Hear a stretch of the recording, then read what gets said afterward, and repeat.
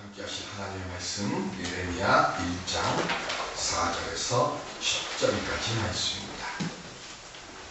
구약성경 예레미야서 1장 4절로 10절.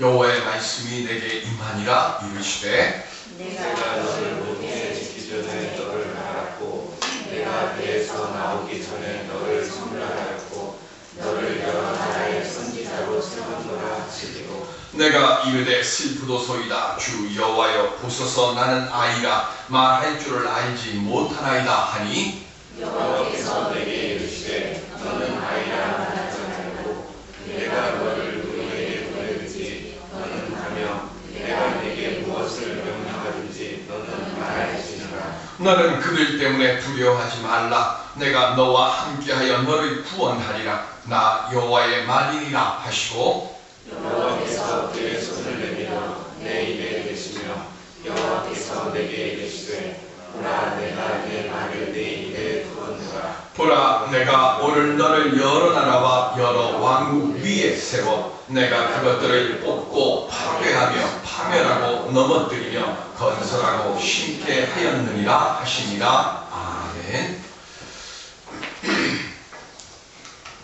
네, 우리 옆에 분들과 함께 하나님께서 육신과 질병의 문제를 고쳐주실 것입니다. 축복의 인사 함께 하시기 바랍니다. 하나님께서 육신의 질병과 문제를 고쳐주실 것입니다. 치유의 기도라고 하는 책이 있습니다. 그 책에서 감기 걸렸을 때, 몸이 아플 때 이렇게 기도하십시오 라고 하면서 써있는 글을 잠깐 소개하려고 합니다. 감기에 걸린 것 같다고 하는 몸의 증상이 없고 그리고 그런 생각이 들죠. 그때 하나님 나의 코와 목과 가슴은 하나님의 영광으로 가득 차 있습니다. 만약 그곳에 어떠한 병균이라도 침입해 있다면 그것들은 곧바로 파괴될 것입니다. 주님께서 나의 모든 호흡 기관까지 완전한 건강으로 새롭게 창조해 주셨습니다. 내 속에 계신 주님의 생명 때문에 주님께 감사를 드리며 기뻐합니다. 목회를 하면서 많은 병든 이들을 위해서 기도를 했습니다. 대구에 있을 때는 대구에서 서울로 서울대학병원에 입원해 있는 교우들을 위해서 오고 가면서도 기도하며 오고 갈 때, 그런데 그들의 그 아픔과 그리고 그 고통을 생각하다 보면 눈물이 흘렀습니다.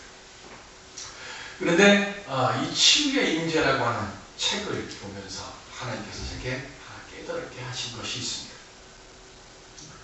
하나님께서는 그들의 고통을 보면서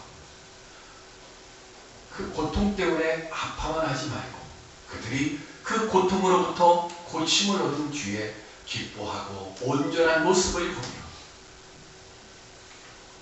그렇게 그들이 하나님을 찬양하는 모습을 마음으로 그리며 기도하라고 하는 것입니다. 누군가를 위해서 누군가가 지치고 그리고 넘어지고 너무 아파서 밤잠을 이루지 못할 만큼 구를 때 우리는 그 고통만 생각하며 기도를 했습니다. 하나님 말씀하십니다. 내가 너와 함께한다. 내가 너의 아픔을 낫게 해주시고 내가 너의 슬픔과 고통과 그리고 너의 괴로움을 내가 다 아노라. 그러니 나를 바라보라.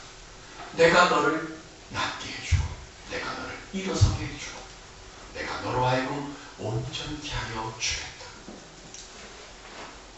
기도하는 중에 이 하나님의 음성을 들을 수 있는 우리 모두가 되시기를 주의 이름으로 축원드립니다.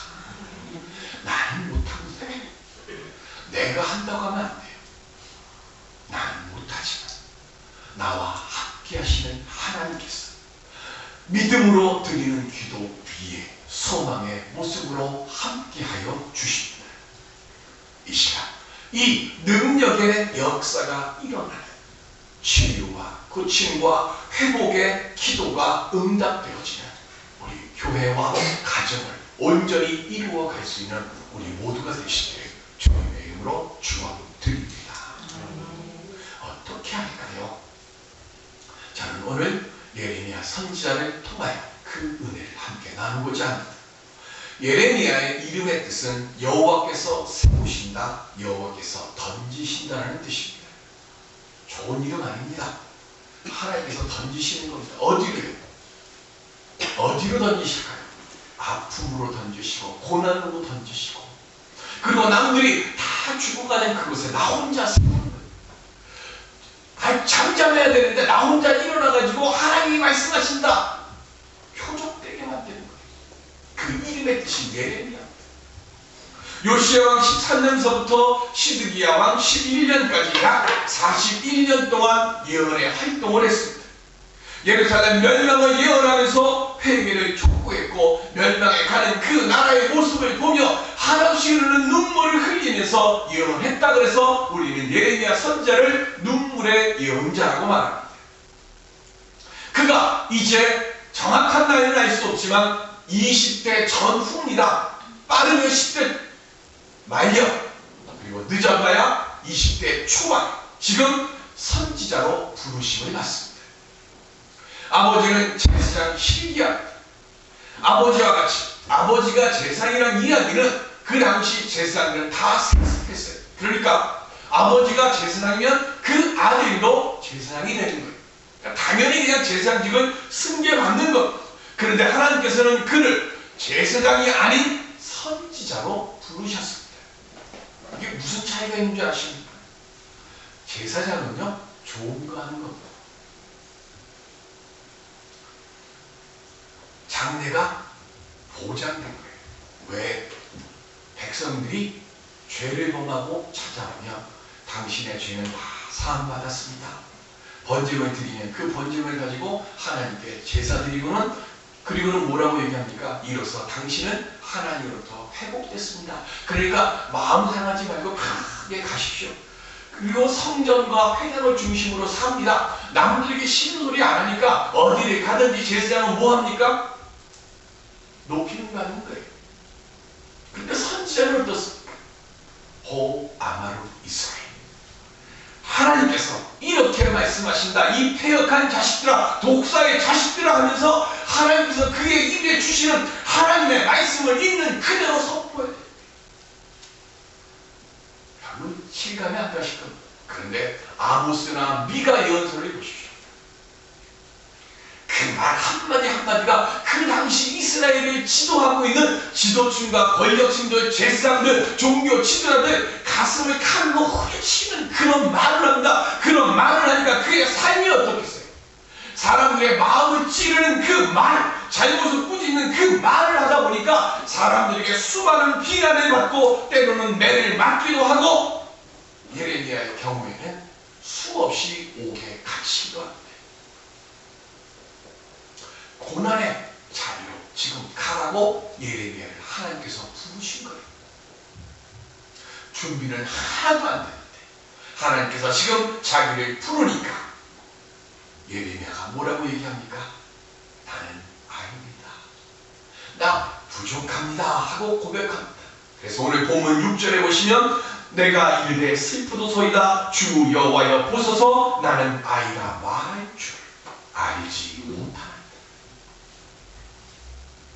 고난이 오는 걸 피하는 게 아니라 하나님의 진노의 말씀을 선포하기에 내가 너무 어리다는 겁니다. 극도로 타락한 나라, 그리고 부패와 부정에 물들어버린 장로들과 제사장들 앞에서 내 말이 통하겠습니까? 나같이 새파란 젊은 것이 머리가 크게 새가지고 인생의 모든 풍파와 모든 것을 다 견딘 말년에 돼 있는 그들을 향해서 너희들을 회개하라고 하면 내 말이 통하겠습니까? 하나님, 좀 무언가 번듯한, 나보다도 좀 연륜이 있고 그리고 사회적으로도 저명하고 그래서 그 말 한마디 한마디가 인정받는 그런 사람, 하나님 그런 사람을 택해야 되지 않겠습니까? 예수 그리스도께서 이 땅에 목수의 아들로 오셨습니다. 사회적으로는 내세울 것 하나도 없는 천한 모습입니다. 그 당시 세계를 지배하던 로마 식민도 아니고 중동의 한 작은 식민지 국가의 그 목수의 아들, 철저히 낮고 그리고 천한 인간의 모습, 제대로 배운 것 하나도 없고 세상에서 내세울 만한, 인정받을 만한 권력이나 그리고 나를 후원하는 사람 하나도 없는 예수. 근데 그가 세상을 구원하셨습니다.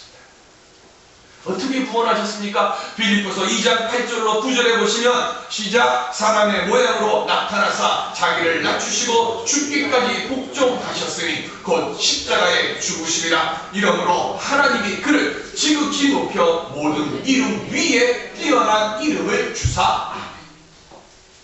육신을 입고 이 땅에 오신 예수 그리스도는 철저히 하나님의 말씀에 순종하셨습니다. 어디까지? 죽기까지 복종했다 그랬습니다. 그렇게 하니까 하나님께서 그를 구세주로 모든 이름 위에 뛰어난 자로 하나님께서 세워주셨습니다. 주의 일과 역사는 내 능력과 힘으로 된 것이 아닙니다. 하나님의 역사는, 하나님의 능력은 하나님의 계획과 역사심 속에서 우리의 모든 것이 이루어지는 줄로 믿습니다. 주의 일을 행할 때, 그래서 우리는 두 가지를 꼭 가지고 있어야 합니다. 첫 번째는 예레미야가 고백한 것처럼 나는 주의 일을 하기에 부족합니다는 겸손의 마음을 항상 가지고 있어야 합니다. 이거 잃어버리면 안 됩니다.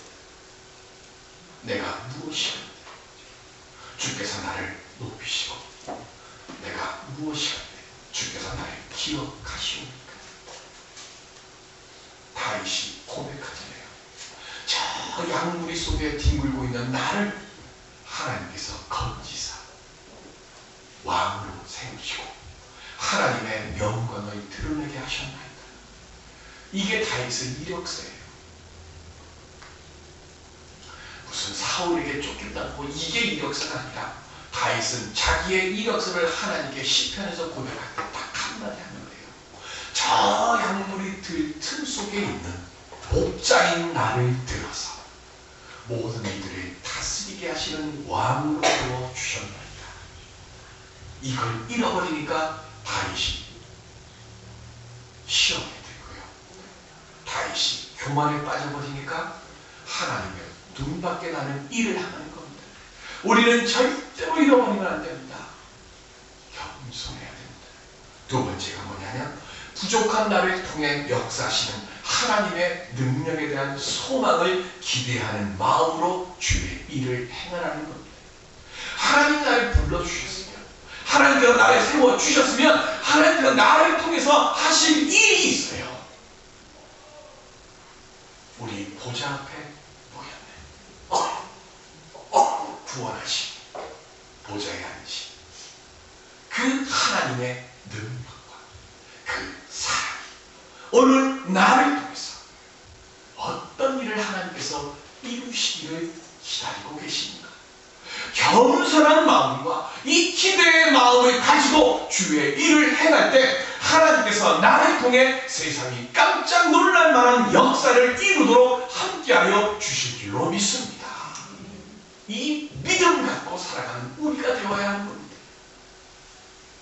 그래서 하나님께서 예레미야에게 보여주시는 말씀이 있습니다. 5절에, 보면 5절에 이렇게 말씀합니다. 내가 너를 모태에 짓기 전에 너를 알았고 내가 배에서 나오기 전에 너를 선별하였고 너를 여러 나라의 선지자로 세웠노라. 알았다는 말의 뜻이 뭔가 하면 예레미야에 대한 모든 것을 아는 것뿐만 아니라 그 예레미야 자체를 좋아하고 사랑하신다는 겁니다. 하나님께서 내 이름을 아세요. 나를 지으신 주님, 나의 모든 걸 아시는 주님, 내 이름 아시죠? 내 모든 생각과 내 모든 뜻도 다 아시죠? 그 하나님, 그래서 나의 삶의 길에 지금 선지자의 예레미야가 선지자 활동을 하는 그 모든 일에 필요한 사람과 능력과 그리고 도움의 길까지 하나님께서 모두 준비하시고 허락하여 주신다는 말씀이 알았다는 말씀 안에 있는 겁니다. 오늘 하나님이 우리를 아셔서 우리를 이 자리에 불러주신 줄로 믿습니다. 그러니까 하나님께서는요, 내가 삶을 살아가면서 필요한 모든 것들 나와 함께 하시고 내게 허락하시고 열어주시고 부어주시는 줄로 믿습니다. 그러므로 우리는 꼭 기억해야 할 하나님의 말씀이 있습니다. 신명기서 31장 8절에 보시면 시작. 그리하면 여호와 그가 내 앞에서 가시며 너와 함께 하사 너를 떠나지 아니하시며 버리지 아니하시리니 너는 두려워하지 말라 놀라지 말라. 아멘. 이 세상에 완벽한 사람은 아무도 없습니다. 그죠? 제가 설교를 수도 없이 많이 합니다. 결혼식 주례도 여러 번 했습니다. 그런데 할 때마다 두렵습니다. 두만강 푸른 물에 부르신 김정구 씨, 이제는 고인이 되셨지만 그분이 그 두만강 푸른 물에를 몇 번 불렀으니까 했더니 2만 번을 넘게 불렀답니다. 그 기자가 묻습니다. 선생님, 그럼 2만 번 넘게 부르셨으니까 이제는 뭐 그 노래 부를 때 그냥 별로 그런 게 없으시겠네요.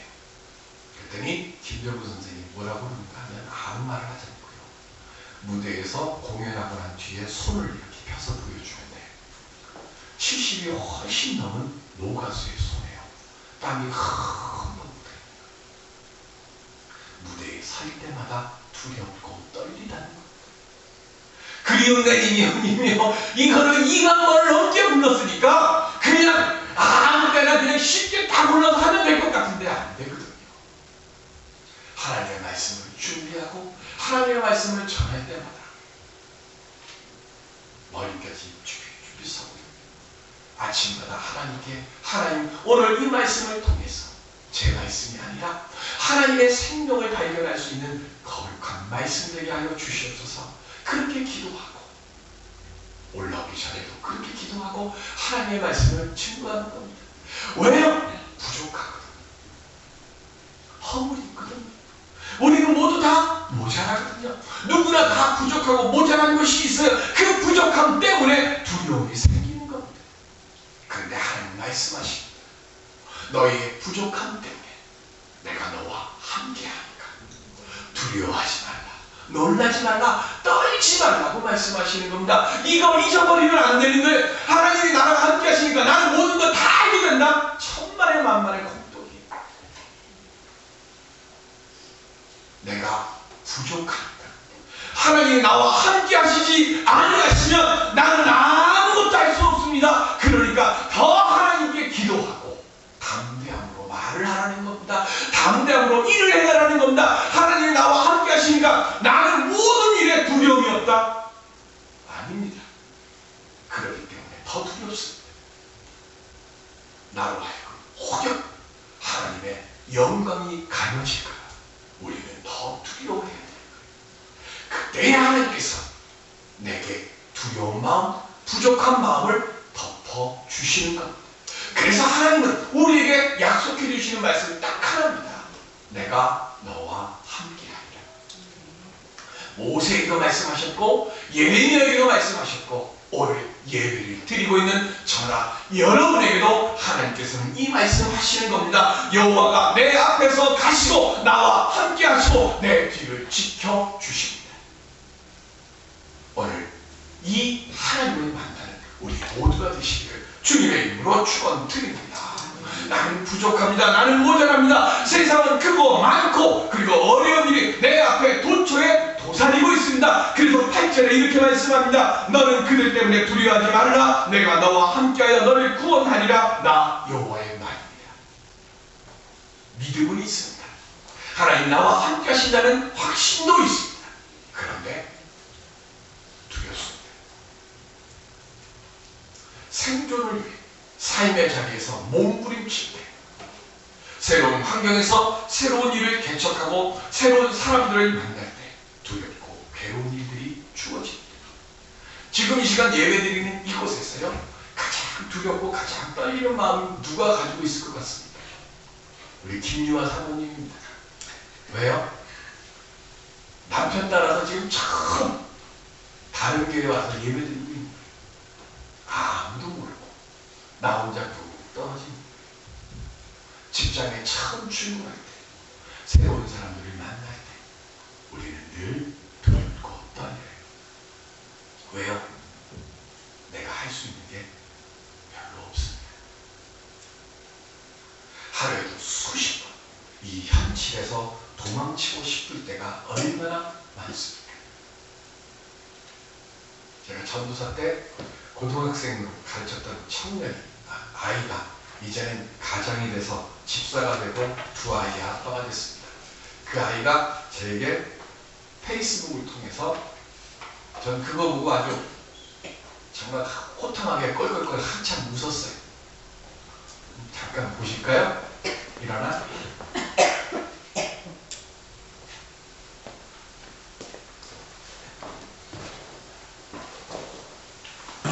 상범이 부족자로 끝나 상황에서 내가 너무 잘못됐다.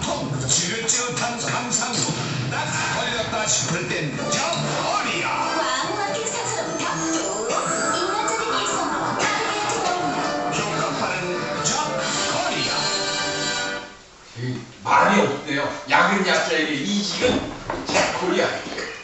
저게 저런 광고가 4개가 이렇게 쭉 나오는데요. 그 4개 보면서 정말 한 10분 껄껄 웃었습니다. 그리고 제가 그 친구에게 페이스북으로 통해서, 야, 너 때문에 내가 정말 가스한 것을 실컷 마셨다. 그리고 제가 답글을 보냈습니다. 세상 살아가다 보면 고통, 먹통, 밥통 같은 꽉 막힌 상사들이 얼마나 많습니까? 정말로 그냥 한 대 줘받고 싶은, 그래 그냥 팍 집어던지면서 잘 먹고 잘 살아있나 하고 확 빼주고 싶은 일이 얼마나 많아요. 그런데 우리 삶은 그렇습니까? 진짜 내 삶의 자리에서는요, 저렇게 그냥 호탕하게 시원하게 그래 확 뿌리치고 잡코리에 딱 얘기해갖고 정말 모든 사람들이 부러워할 만한 좋은 일자리, 철마통 같은 시내 직장 그런 데가 막 널려 있을 것 같은데 우리 삶의 자리는 안 그렇잖아요. 그런데 그 삶의 자리에 있는 우리에게 하나님은 한 가지만 말씀하십니다. 내가 너와 함께하겠다. 우리의 눈물을 아시고 우리의 아픔을 아시고 우리의 괴로움을 하나님이 아십니다. 부족함 때문에 두려워하고 피하려 하는 그 예레미야에게 하나님이 주신 응답이 뭡니까? 9절에 이렇게 되어 있습니다.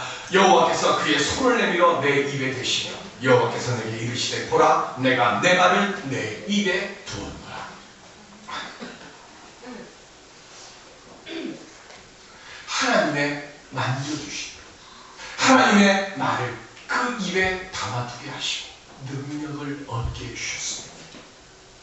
선지자로서 필요한 은사와 재능을 하나님께서 주셨습니다. 여러분들 전자제품들 다 가지고 계시죠? 지금 열심히 설교 녹화하고 있습니다. 저거 배터리 다 떨어지면 어떻게 됩니까? 꺼집니다. 아무리 좋은 전자제품이요, 전원에 연결되어 있지 않으면 텔레비전 보고 싶어도 못 봅니다. 스위치도 전원이 연결되어 있다 하더라도 스위치를 키지 않으면 못 봅니다. 여러분들은 지금 하나님이 만들어주신 최신식 전자제품입니다. 아유, 김영자 집사님, 이점종원 집사님, 나이가 몇인데 무슨 최신식 제품이에요. 하나님은요, 언제나 날마다 새롭게 최신식으로 만들어주세요. 그러니까 우리 모두는 다 최신식 전자제품이에요. 그런데 이 전자제품은 반드시 전원 플러그가 꽂혀 있어야 되고 스위치가 켜져 있어야 되는 거예요. 그럼 우리는 어디에 지금 꽂혀 있어야 되는 겁니까? 요한복음 15장 4절에 보시면 시작. 내 안에 거하라 나도 너희 안에 거하리라. 가지가 포도나무에 붙어있지 아니하면 스스로 열매를 맺을 수 없음같이 너희도 내 안에 있지 아니하면 그러하리라. 아멘. 우리가 하나님 전원에 꽂혀 있으면 하나님께서 필요한 모든 것을 우리에게 공급하여 주십니다. 부족함과 열등감으로 스스로 상처를 받고 자기 방어적이 되어 있지는 않습니까? 부족하다는 마음, 내 자신의 문제뿐만 아니라 다른 사람도 용납하지 못하는 문제를 안고 살아가고 있지는 않습니까? 하나님의 일을 하면서 혼자 상처받고 쓴맛 다시며 살아가고 있지는 않습니까? 한 가지만 기억하며 살아가십시오. 하나님께서 나와 함께 하시고 두려움과 부족함 속에서 스스로 일어서도록 나를 불러주시는 줄로 믿습니다. 하나님은 부족한 자를 들어서 귀하고 복되고 놀라운 역사를 이루시는 분이다. 지금 그 하나님의 손이 나를 만져주고 계십니다.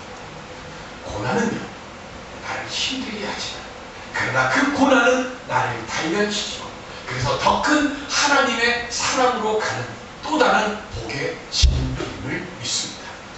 우리 모두 지금 내가 당하는 아픔과 고통과 슬픔 속에서 하나님이 나와 함께 하시고 그 하나님이 나를 만져주시고 나로 하여금 아픔을 이기고 고난을 이기고 그리고 슬픔에서 복으로 바꾸도록 역사하여 주시는 그 응답을, 그 찬양을 나를 아는 모든 이들에게 드러내며 살아갈 수 있는 우리 모두가 되시길